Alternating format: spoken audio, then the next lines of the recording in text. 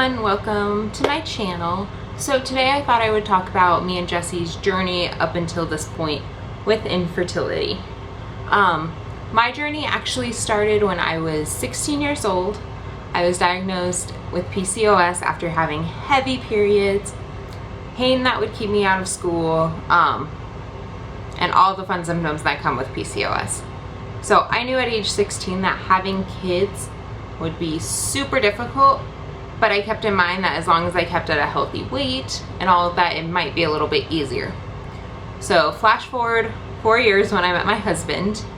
While we were dating, I did disclose to him about PCOS and how, I wasn't sure if I could have kids, so that if that was something he knew he wanted in life without a question, that maybe he should find someone else. And he said, no, that's not what matters, you're what matters. And we eventually, of course, got engaged, got married, all of that.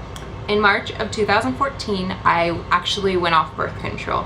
I had been using the Ortho patch for almost a year at that point, and when I went to get it refilled, I found out that my insurance was not going to cover the Ortho brand. They wanted to switch me to a different brand, and I had heard horrible reviews about that brand, which made me super nervous. So at that point, I had a conversation with my husband, and he agreed that, if I don't want to be putting the hormones in my body, or if I'm nervous about that, then let's just stop using birth control. If we have a kid, oh well. At that time we were engaged. It wasn't like it was going to be a big deal. So I went off that in March 2014. Then for a whole year until May 2015, we tried naturally, not really tracking, but not preventing. Like, we had sex when we wanted to, and we assumed if it happened, it happened. If it didn't, oh well. We got married in March of 2015. And then in May of 2015, right before our honeymoon, I actually went to the doctors because I was concerned that, it had been over a year. I hadn't fallen pregnant even by accident, and I didn't think I was ovulating.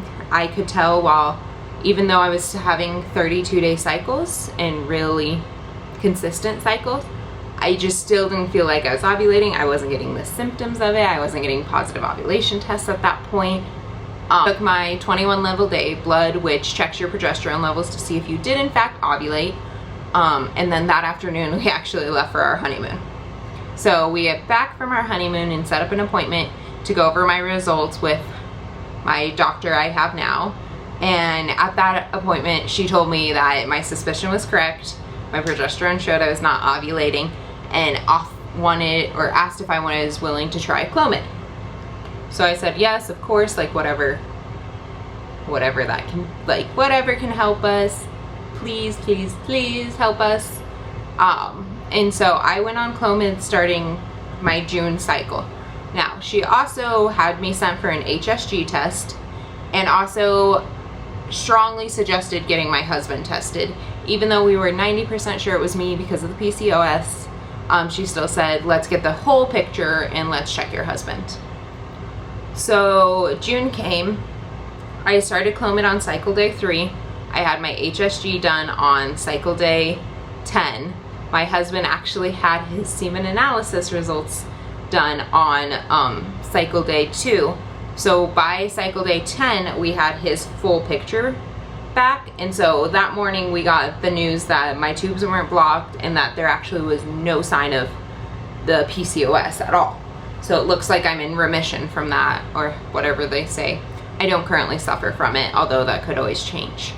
But that night we also got my husband's results back, and we found out that he suffers from low morphology. So his count is fine, everything else is fine except low morphology. That was heartbreaking, because if you look on the internet, anywhere says that with low morphology, you have no chance. None. You gotta go straight to IVF with ICSI or ISCI. So that was heartbreaking.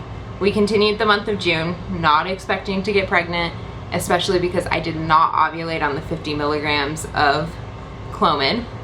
So before my July cycle started, which is my current cycle I'm on, my doctor, we went over the results of him, and she was like, this looks weird to me. It doesn't make sense to me that like his morphology would be so low when everything else is fantastic. Let's get him retested. I said, okay, is it even worth doing the Clomid? And she said, yeah, let's try the Clomid again, like to make sure that we find your dose so that we do at least know when you're ovulating. I was like, okay. So my husband had a second analysis done, and I started Clomid at 100 milligrams this time on cycle day 3.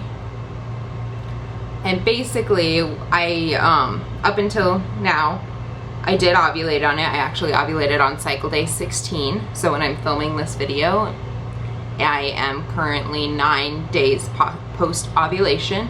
And we got my husband's second analysis done, and we got the results back, and everything drastically improved. Like, his count went from 96 million to 226 million.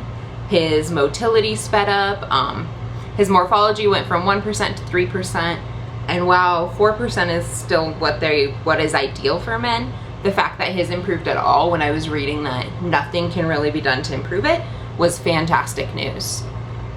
So we had another appointment with my doctor on Monday and discussed kind of like, okay, if this cycle doesn't work on Clomid, what is our next step?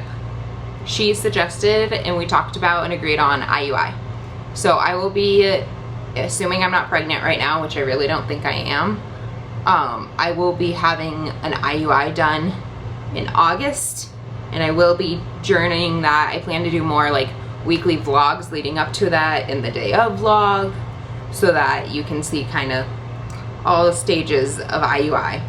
And we're going to try that for 2 cycles. So I'll have IUI done in August, IUI done in September, assuming I'm not pregnant, you know, at any point during that time.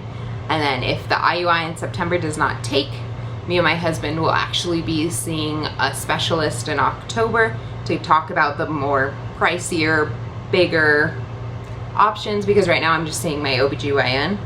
And so we have an appointment to see the RE, or the reproductive endocrinologist, in October. And that appointment, let me tell you, we had to set up like 6 months in advance. So that one we're not canceling. And then I guess we'll see kind of where we go from there. Of course, we're hoping that the IUI works. I'm really hoping that it works, because that would be amazing to not have to go through IVF or anything like that. But yep, that's our journey up until this point. Thank you for watching. If you liked this video and haven't already, hit that subscribe button below, and you'll be notified when I upload. I upload once to twice a week. And yeah, I will see you guys next time. Thanks. Bye.